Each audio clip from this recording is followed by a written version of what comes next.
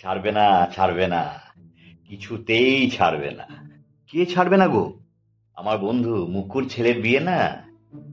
হ্যাঁ, তা বাই ধরেছে যে ওর ছেলের বিয়েতে আমাকে বরকর্তা যেতে হবে। ভাব, আমি যাব বরকর্তা, হ্যাঁ?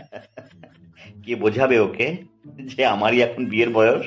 মুকু বলে তোমার কোনো বন্ধু আছে শুনি নাই তো। কি করে তোমার বন্ধু?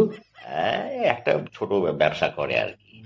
যখনই টাকা টান পড়ে আমার কাছ থেকে নিয়ে যায়। আর সেই জন্যই তো আমাকে বরকর্তা করার জন্য ওর এত আগ্রহ।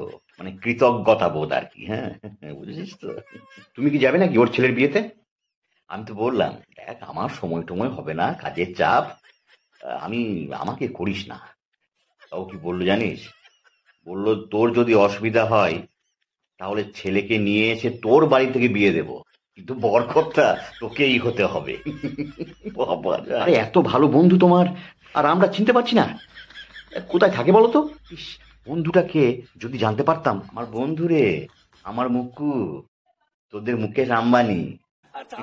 ও, বেশ তো লম্বা চওড়া ছাড়ছ।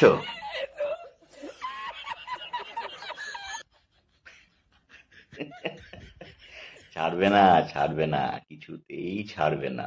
বরকর্তা আমাকে হতেই হবে।